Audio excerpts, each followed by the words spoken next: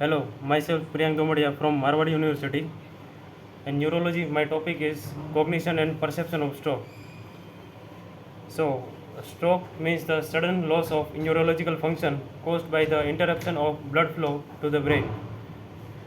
Motor deficits are characterized by hemiplegia, means half side of the body is affected, and or weakness means the muscle weakness, hemiparesis, typically on the side of the body opposite the side of the lesion. Risk factors for the stroke, which is non-modifiable, that is genetically, age, gender, race.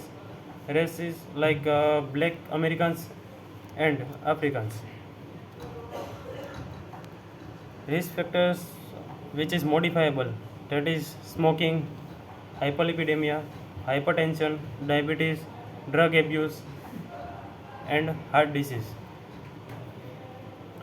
So let's see first what is cognition.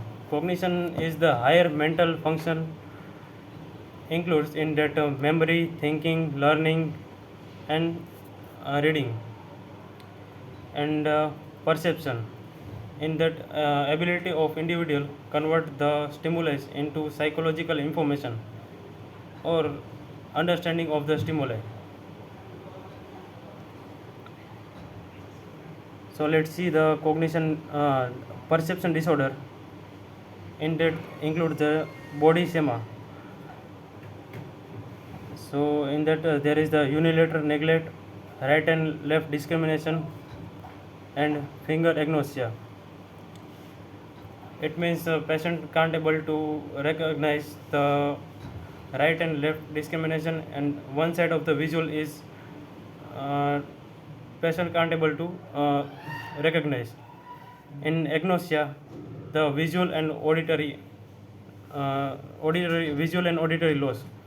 In special relationship, if you see in the normal individual, he can able to identify the you ask to raise the second finger, but he can able to do, but in the patient he can't able to recognize the which is the finger is, and in that there is the figure ground, form discrimination, position in space, topographical disorientation.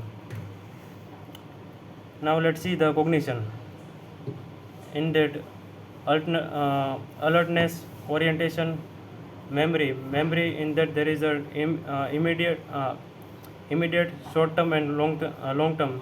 All three memories are affected. In executive function, impulsiveness, inflexibility, decreased planning, impaired judgment. And in attention, there is a sustained, selective, divided, alternating. Thank you.